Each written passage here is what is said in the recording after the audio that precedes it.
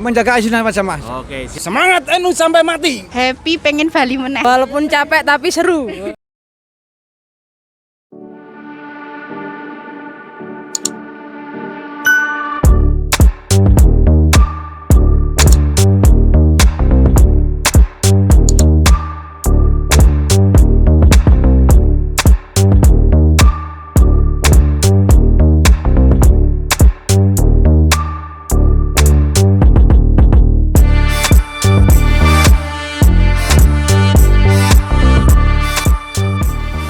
Salman niku termasuk ulama yang karismatik nih Mas, khususnya di wilayah Klaten. Karena apa? Mbah Salman niku termasuk mursyid Thorekoh Naksabandiyah wa Kholidiyah. Dengan begitu masyarakat sekitar niku sangat menghormati Mbah Salman, bahkan berbondong-bondong untuk menuntut ilmu di khususnya di pondok pesantren Mbah Salman nggih punika Pondok Al Mansur.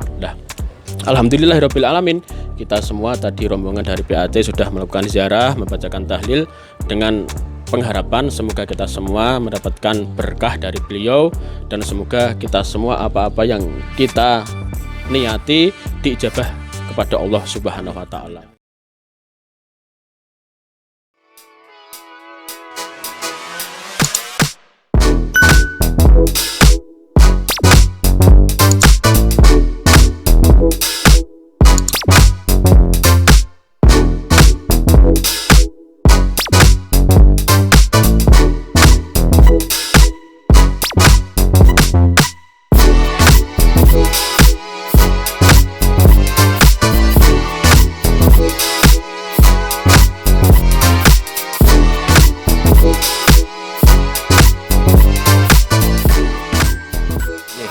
Sunan Kudus ya, beliau ini adalah salah satu penyebar agama Islam di Jawa khususnya, masuk ke dalam jajaran kategori Wali Songo. Kemudian beliau nama aslinya adalah Raden Ja'far Shadiq, termasuk seorang wali yang paling cerdas secara keilmuan di antara wali-wali yang lain. Dibuktikan dengan banyak hal yang kemudian beliau ubah, terutama di daerah Kudus ini, termasuk masalah akulturasi budaya. Nah, ini sangat mengena sekali ya. Akulturasi budaya terutama di daerah Kudus ya, ini sangat mengena sekali, termasuk ketika ada adat upacara mitoni, neloni dan lain sebagainya yang dulu-dulu ketika masyarakat pribumi itu ketika mereka mitoni, neloni ataupun ketika ada upacara kematian dan sebagainya itu meminta kepada dewa atau meminta kepada leluhur, itu diganti oleh beliau menjadi meminta kepada Allah Subhanahu wa taala. Bentuknya tetap, kemudian nilainya yang diubah menjadi nilai nuansa Islam. Jadi alhamdulillah dengan hadirnya para wali Allah Subhanahu wa taala termasuk Raden Ja'far Shadiq Sunan Kudus ini, Islam di daerah Jawa termasuk ini di Kudus dan Pantura yang lain ini sangat-sangat menyebar dan perkembangannya menjadi luar biasa.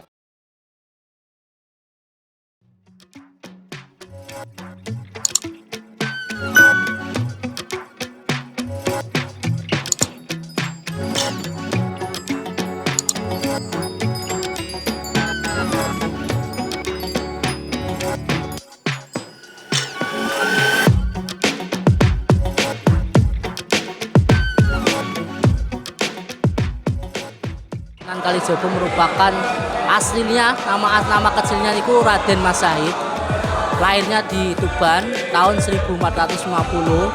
Lah beliau asli putra Tumenggung Adipati Tuban. Lah beliau itu mempunyai dakwah yang unik, diantaranya menggunakan wayang, gamelan, seni suara. Lah yang lebih uniknya lagi, beliau menggunakan dakwah seni suara menggunakan ir-ilir ya, yang sekarang dikenal kita semua si Iran nggih, lir-ilir, gundul-gundul pacul. Lah niku dakwah beliau sehingga khususnya Nusantara nggih, Jawa Tengah dan lainnya itu menganut agama dengan mudah, memahami dengan mudah. Lah terus untuk beliau juga termasuk pencetus grebek Maulid. Nah, niku termasuk keraton Sekatenan, juga termasuk beliau yang mencetuskan adanya grebek Maulid seperti itu.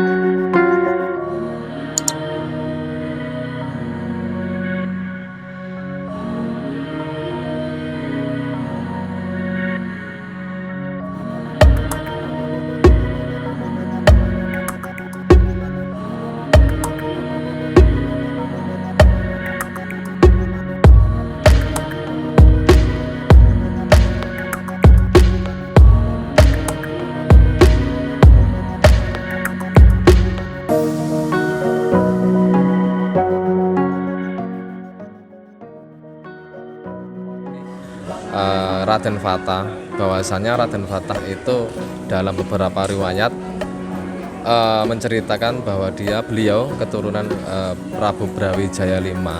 Raden Fatah mempunyai gelar Al-Fatah, artinya pembuka. Beliau adalah pembuka kerajaan Islam pertama kali di Jawa, dan beliau menyebarkan agama Islam dengan santun kepada masyarakat sekitar, dengan membaur kepada masyarakat sekitar tanpa mengubah tradisi-tradisi yang ada di masyarakat sekitar, tanpa keluar dari syariat. Akhirnya Islam berkembang pesat di Jawa.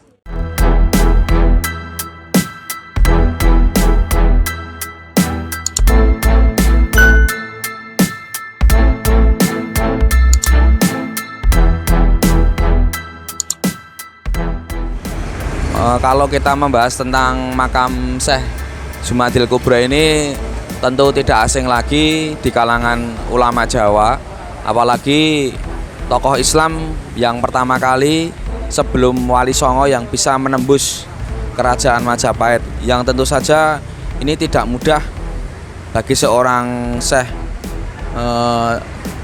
Jumadil Kubro yang disebut dengan atau nama aslinya yaitu Syekh Jamaluddin Husain.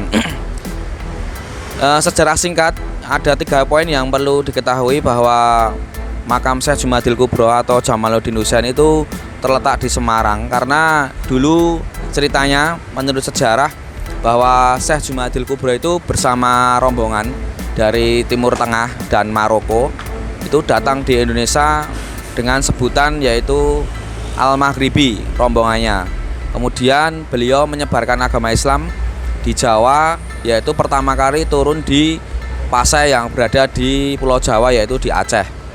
Kemudian poin yang kedua, Syekh Jumadil Kubro itu berhasil menjadi tokoh satu-satunya tokoh Islam sebelum Wali Songo yang berhasil menyebarkan agama Islam di kerajaan Majapahit. Poin terakhir, Syekh Jumadil Kubro itu adalah salah satu cucu, kalau nggak salah nomor 18 dari Rasulullah SAW. Itu yang perlu kita ketahui, bahwa mengapa di Semarang sangat ramai, banyak orang yang ingin menziarahi makam beliau, karena beliau merupakan salah satu cucu Rasulullah yang perlu dan patut untuk kita ziarahi ke makam Semarang ini.